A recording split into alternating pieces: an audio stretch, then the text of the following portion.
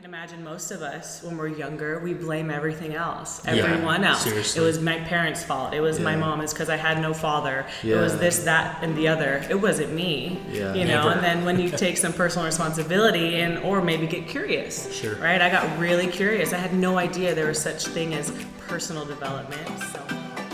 What's up, guys? This is Lewis, and I'm your co-host. You've tuned in to Counterculture Podcast. I want to thank you for joining us today.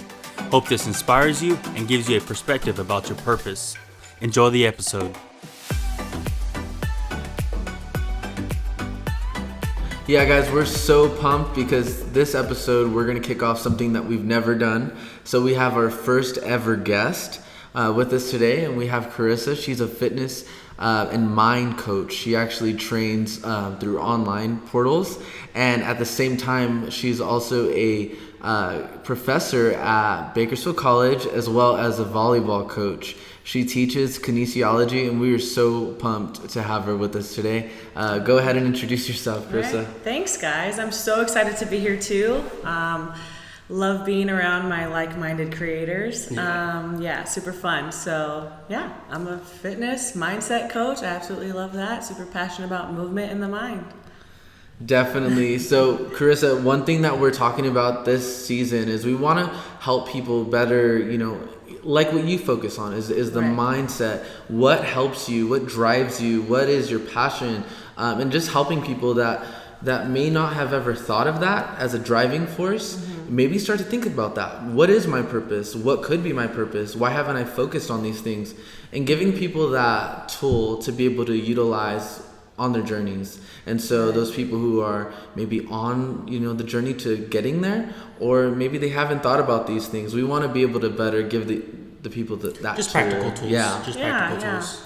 Well, I could say I've always been an athlete my whole life, and I've loved fitness. Like, movement was always my go-to. I loved being a personal trainer, group fitness coach, and I loved moving myself personally. I could work out for hours. But through my own journey over the years, I really started to learn through different experiences, which I'm sure we'll talk about. I started to learn about the mind and my personal, like the fitness, the movement wasn't enough. And why was I beating myself up, or depending on the circumstance, I just started digging into the mind. And then the more that I got to learn how my mind worked, the subconscious versus conscious mind, I really started to get passionate about that. And then I found that it starts in the mind. Everything starts with a thought. And then I became passionate about literally both. I love movement and I love the mind. So yeah. What do you feel like on your journey? What are some of those obstacles that you've faced so far?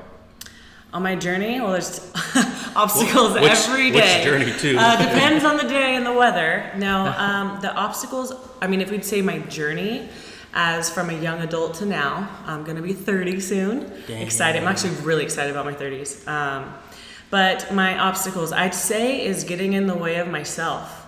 The more that I became conscious of the mind and how my mind worked, my obstacles are how I self-sabotage, or how I stop myself when I have these amazing ideas, and these entrepreneurial visions, being a speaker, and then I stop myself. And that all has to do with what I'm telling myself every day. It's literally the mind. That's the good mindset. because it does happen often, because what will happen is we'll open up our ears to hear what other people feel about how they feel or think about us, and we'll let that feed our energy. We'll let that feed our mind, when in reality we should be feeding our own mind, our own positive thoughts, and doing things to uplift ourselves. Totally.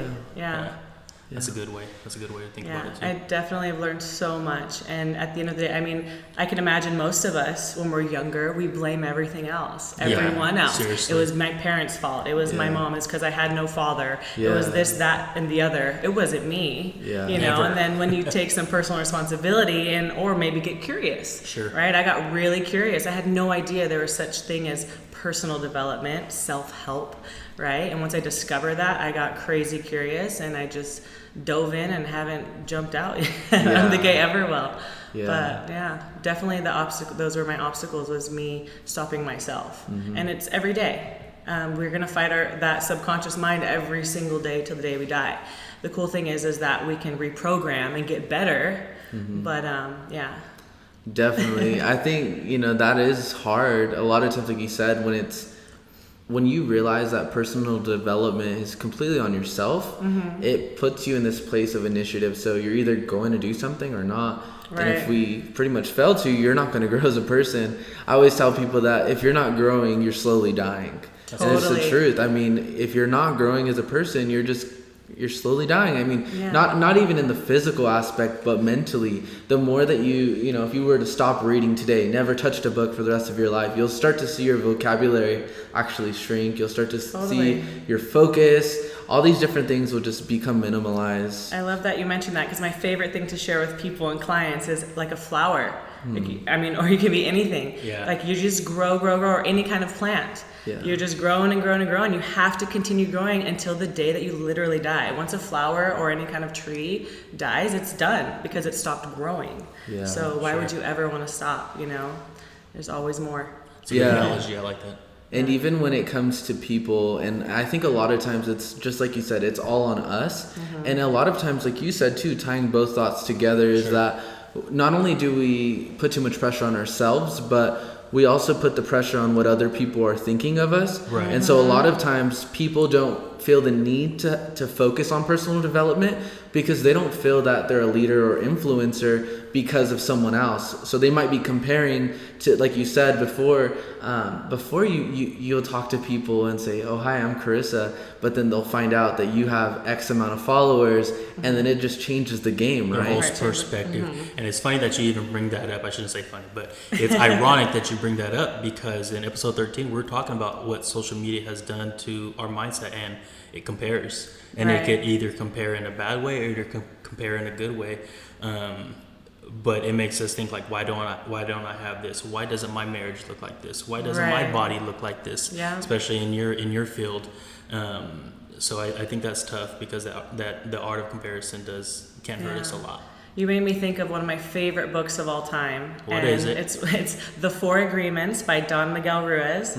And it's just amazing. I mean, I recommend it if you read the Bible, maybe your second Bible, right? Right. Or make it your Bible. Seriously. I told myself, I declared that I'd reread that book every year of my life. And you're talking about, people's perspectives of us and feeling judged, or not wanting to personally develop because I'm worried about what people think or anything like that, when in reality that's all we really are focused on is ourselves. And don't take anything personally. I don't know, it's a great recommendation. What was it called again? The 4 Agreements. Okay, get that down, you guys. Get it Add it down. to your list. Add it to your list. So I asked this because I know that you kind of mentioned something about 10 years behind, so I just want to take that and kind of utilize that as we kind of jump in this conversation. But you said 10 years. You used a 10-year margin. You said, here we are 10 years now. I know yes. you're referencing something else, but I wanted to utilize that because if you were to take us just 10 years behind, you looked at your life 10 years ago, what is something that you feel like you wish you would have known that you don't know now? All the things. Just kidding. Seriously. I love that I'm so glad you brought the 10-year decade, because I'm going to be 30, as I say, and I'm super excited about that. But to think about, when I was 20 years old, or 19 actually, I'm still in my 20s. Oh my God, the mindset. Yeah. If every time I will say consciousness, understanding specifically, if it were to just be basic, understanding the subconscious mind and the conscious mind and knowing how they work. That would be it. Like if I could tell my 19-year-old self that, that would be amazing. And that's one thing I get to do now, which is super powerful and wakes me up with purpose every single day, is coaching 19-year-old women. I'm back a decade later, coaching the same volleyball team that I played for. And they're 18 and 19 years old. And I remember being that age, and I had no idea, my world was inside of Corissa, and my intentions were just whatever I felt that day. What do 19-year-olds do? And I just didn't understand my subconscious, like those voices telling me, that I wasn't good enough, or that you'll never get this far, or sleep in, or don't go to the gym. Whatever it was, I didn't get it then. I kind of gave me the chills or whatever, just because as you're going through what you're going through when you're 19 or 20, you were like, what the heck is going on? Why am I doing this? Or what's going on? Right. But little did you know, 10 years later, as you mentioned, you're back where you started at, but with That's a different so funny. mindset to help these young women perform at, how it should be done with, I mean, not how it should be done, but with the positive mindset that you wish you had at that age. That I think that's pretty cool. I think that goes to show too that there really is power in our journeys, like in all of our situations, that, you know, maybe you struggled with loneliness or struggled with insecurities or even suicidal thoughts, you know, all these different things that kind of bombard us as people, just that we're not good enough, that those things can later on in life be tools for us, you know. They can be tools to completely redefine someone's script of their life and how they, you know, even look at themselves. I love that you mentioned that, because literally when we talked about struggles and challenges and me stopping myself, my struggle in the last 10 years, I talk a lot with my clients about my weight fluctuation in 10 years. I struggled personally with emotional and stress eating, and I struggled with weight fluctuation up and down, and body image, negative body image. And I'm grateful that I did struggle with that, because it's real, not just for women, but for men. And it's really real these days. We talk about social media and advertisement, but I'm so grateful that I went through those experiences, and then I chose to dig into personal development and myself and mindset. And now I can use that. And that's what I'm ultimately passionate about is I love helping anyone, but specifically women. I love helping them get through, you know, that emotional stress eating. Like, there's a way out. You can reprogram the mind, and you don't have to beat yourself up every day, you know. So love that. Yeah. One thing that I'm really interested to know is I've always been, you know, the person that loves to encourage people to pursue their passions, even if, say, their job's not their passion, right? In your instance, you're doing tons of work inside your professional realm and outside. So one thing I want to know is, what would you say to encourage people to kind of pursue those passions? For you, you're an instructor. It's almost like I'm an instructor by day, and by night I'm a fitness enthusiast, right? So totally. What would you say that helps you balance both of those realms that you're influencing in? Because ultimately you are influencing everywhere you are. You're a teacher, you're a coach, but even on top of that, you're also influencing others who maybe you will never get to meet, but you're touching them in some way. So what would you, I'll kind of condense that for you, but what would you say to someone who does have a passion, who does have an interest outside of their work, outside of their 9 to 5, outside of their salary-based position, but they're kind of having struggles to pursue that? Right. I mean, it depends, but I just want to say go for it, right? But that's where you get to understand how your mind works too. You know, say it is a 9 to 5 job, and this individual has a specific vision and this passion, like, oh, I don't have quote unquote enough time. Well, we all have enough time. There's all kinds of businesses and creations and creators out there that started that way, or maybe they had more than a 9 to 5, right? But they were just so fueled and inspired by their vision that they went for it. But in terms of challenges, I recommend surrounding yourself with people that are doing that, like-minded people, and figuring out a way and do it one piece at a time. Like, one thing for me personally, you know, it isn't easy. It's not easy at all. And I find myself, when I talk about that self-sabotage or those thoughts that stop me ever, it's like, you don't have enough time. You haven't made enough time. Time. Yeah. There is time. It's just setting ourselves up for success. And like, maybe, you know, I have a big vision, but maybe 1 hour a day, or what I started doing for myself, because I've been saying I'm going to blog forever, and I haven't done it because I just get overwhelmed with my bigger picture. So condense it, like, see the bigger picture, right? That drone looking down at the whole scheme, and then get real small. Like, what can I do first? Well, I know I can blog on Wednesdays. I'm just saying, not every day. What I would do is overwhelm myself. Every day I have to be doing something, all the things. No. Wednesdays I blog.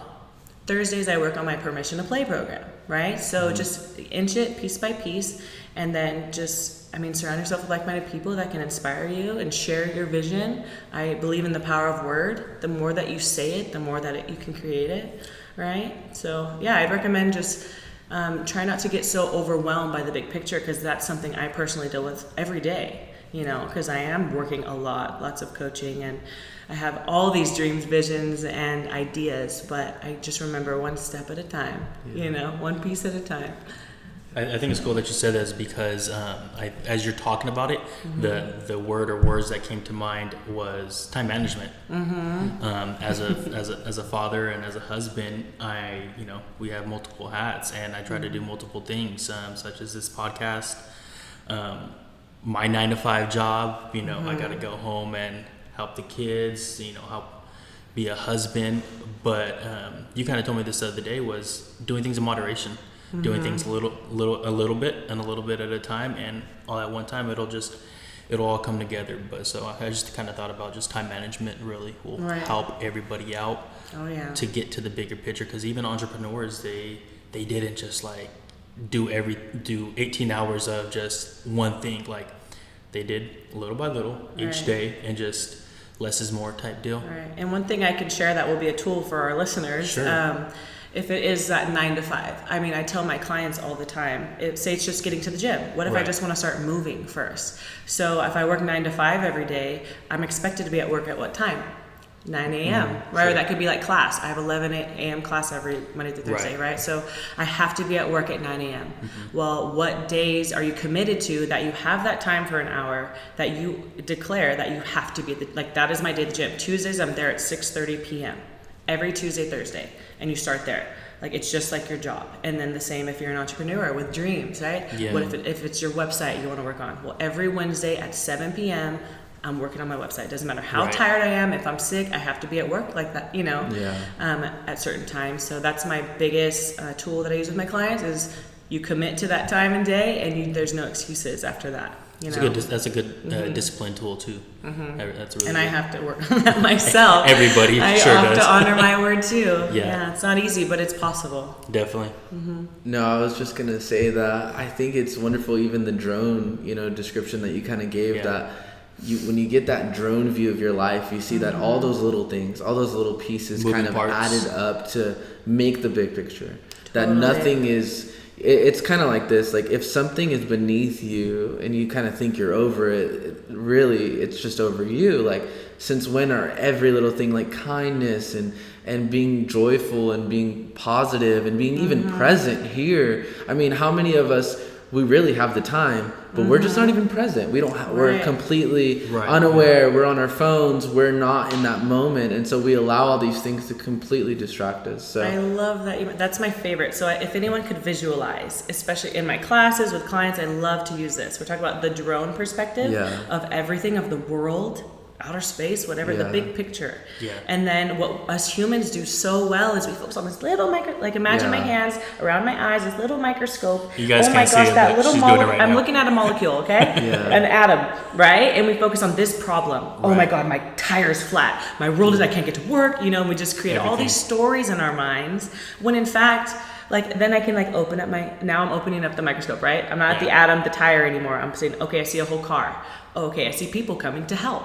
Okay, I see a whole world. Oh, it's a nice day today. Like, I didn't get hit, I didn't get injured, right? So I love gratitude too, but you're talking about being present, being kind, having a heart full of love and gratitude. When things happen, like a flat tire, when we don't focus on that microscopic, quote unquote, issue, we broaden our perspective and get that drone view. Like, life is epic and magical. We don't have to focus on these little things, but that takes practice, because naturally us humans do that.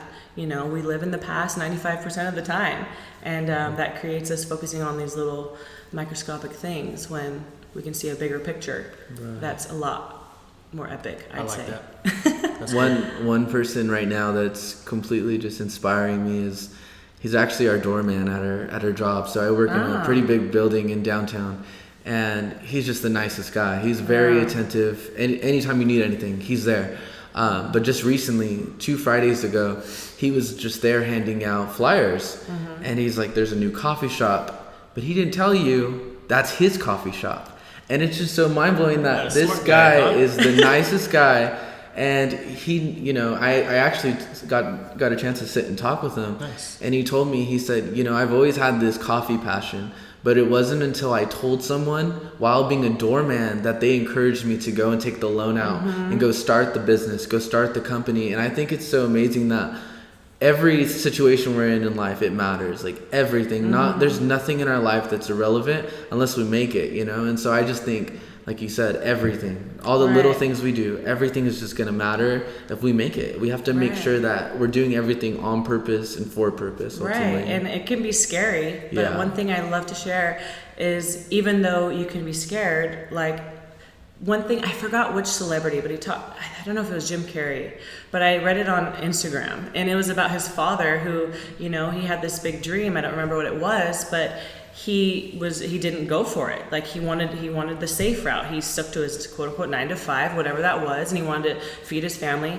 But then he ended up failing because the company, I don't know, maybe the company just went bankrupt, let's say, and then he had no job. So he failed doing, that corporate job, let's say, when he had these big dreams and visions because he was fearful of going that route. Well, you can fail doing the mundane, like the 9 to 5. So why not fail, going after your dreams and chasing your dreams? And then we can go into the route of talking about growth mindset versus fix, and what is failure to you. So some people it's okay, I can learn from this, and some people it's the end of the world. But I love that. Went after his coffee dream. That's huge. It's scary, but if you ask him, it's worth it. I want to ask this question. You've kind of touched on a couple of key characteristics, but what are some things that you would say are core values in terms of characteristics for you? Like you're in leadership, you're an influencer inside the classroom, on the court, all these different things that you do. But what are some of the 3 top things that you would say characteristically? What are the things that you hold on to that help you? Right. So when I keep mentioning the subconscious versus conscious mind, I'm aware of it. So I understand that every day, most of us wake up normal. No matter how passionate Corissa is, I'm going to wake up normal. I have all these things I'm excited about in the daytime, but the way that I wake up, I'm like, it's Monday. You see those quotes like, I must have my coffee before I do Monday. Oh my God, Monday sucks. Seriously. Right? But so the characteristics, I'd say, so we're all normal, right? But let me backtrack. So one thing that I always do is I always want to connect my mind with my body. So I know that I'm going to wake up normal by nature, right? And that's okay. But I have big dreams and aspirations. I don't want to feel just normal, letting life happen to me. So one thing I really, really value is my morning routine. And I was never a quote unquote morning person. And what I do at the first part of my day is I literally connect my mind and body, because we are so disconnected all the time. 95% of the time, our mind is in the past or somewhere else and not where our body is. Like everyone knows when they're driving in the car, driving forever, how did I get there? Well, because your mind wasn't with you, with your body. So one characteristic thing, I don't even know if it's a characteristic or anyway, is connecting my mind and body in the morning. So getting present with me. Remind me your question again. It's a positive characteristic. Yeah, definitely. You said characteristic. Characteristic, emotion, action, whatever appeals best to you. So I guess my answer is take care of yourself first. I know I must take care of Corissa before I even try to inspire any other person. That's good. Yeah. So connecting my mind and body, I do my gratitude, being grateful.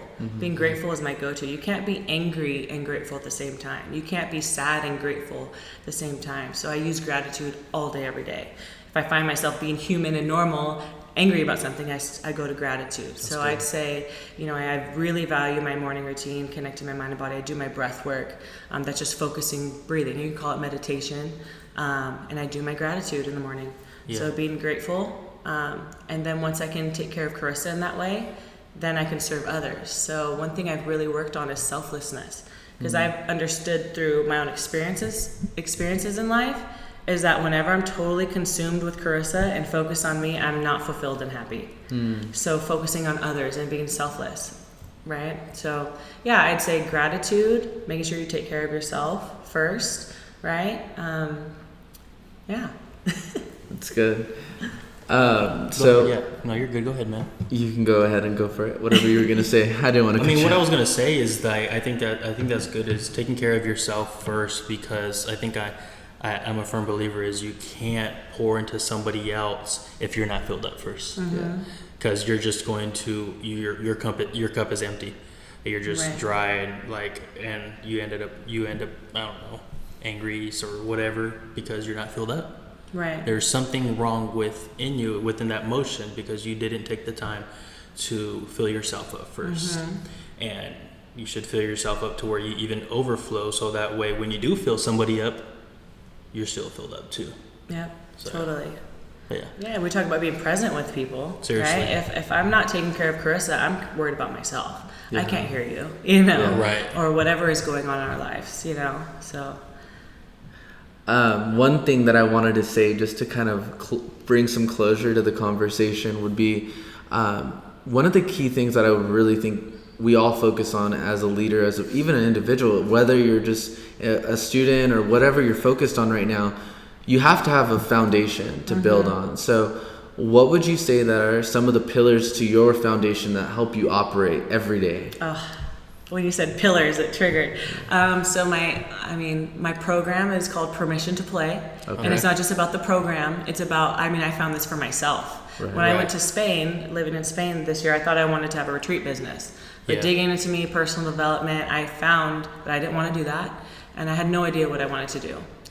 And then I was like, well, I'm obsessed with the mind, right?